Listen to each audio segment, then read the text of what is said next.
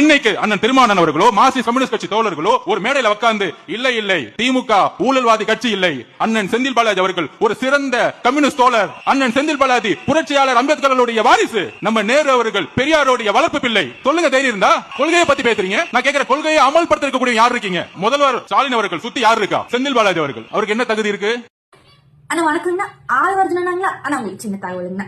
ஆனா நாங்க கரூர் திராவிட முன்னேற்ற கழக தகவல் தொழில்நுட்பம், அதாவது ஐடி விங்னா.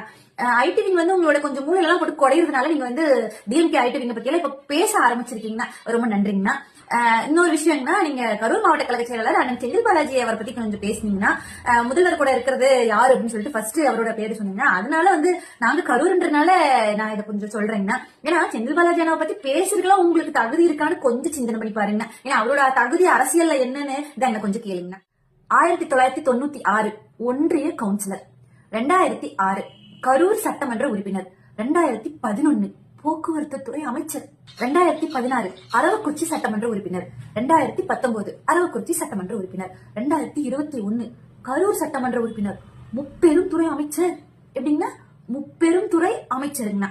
இன்னும் ஒரு சின்ன ஒரு உள்ளாட்சி தேர்தல் கூட பார்க்காம, ஒரு சின்ன ஒரு வார்டு மெம்பரா கூட நிக்காம, அரசியல்னா என்னன்னே தெரியாம மேடை போட்டு மாநாடு நடத்தி யாரோ பண்ற செலவுக்கு நீங்க கும்பிடு சாமி அப்படின்னு வந்துட்டு இருக்கீங்கன்னா, நீங்க எல்லாம் அரசியல் தலைவர்களை பத்தி பேசுறதுக்கு தகுதி இல்லைங்கன்னா, திராவிட முன்னேற்ற கழகத்துக்கு நீங்க ஒரு ஆளே இல்லைங்கன்னா ஃபர்ஸ்ட் அதை தெரிஞ்சுக்கோங்கன்னா. உங்களுக்கு இருக்கிறதெல்லாம் ஃபுல்லா ரசிகர் பட்டாளம்னா, அவங்களுக்கும் அரசியல்னா என்னன்னே தெரியாதுங்கன்னா.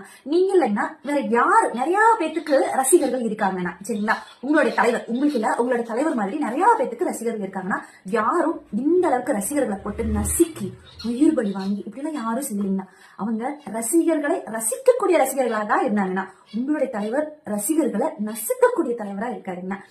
இதெல்லாம் அரசியல் தலைவர்களை பத்தி உங்களுக்கும் சரிங்களா, உங்களுடைய தலைவருக்கும் சரிங்களா, திராவிட முன்னேற்ற கழகத்தை பத்தி பேசுறதுக்கு இன்னி அளவு கூட தகுதி இல்லைங்கண்ணா, சரிங்களா? அப்புறம் திராவிட முன்னேற்ற கழக ஐடி விங் பத்தி நீங்க அப்பப்ப நீங்க பேசுறீங்கன்னா, உங்க மூளைக்குள்ள போட்டு நல்லா குறையிறோம்னு எங்களுக்கு நல்லா தெரியுதுங்க. அதனாலதான் மேடையில ஐடி விங் பத்தி, டிஎம்கே ஐடி விங்க பத்தி பேசுற அளவுக்கு நீங்க கொஞ்சம் அப்படியே அந்த நினைப்புலயும் இருக்கீங்கன்னு தெரியுதுங்கன்னா, அப்படியே ஒரு 3 மாசத்துக்கு மட்டும் அப்படியே இருங்கன்னா, வேற வழி இல்லைங்கன்னா, தேர்தல் முடிஞ்சதுக்கு அப்புறம் தாவேக்கான்ற ஒரு ரசிகர் மன்றம்ல, அது கட்சி இல்ல, ரசிகர் மன்றம் காணாம போயிடும். ஏன்னா நீங்க பண்ணிட்டு இருக்கிறது எல்லாமே மக்கள் பார்த்து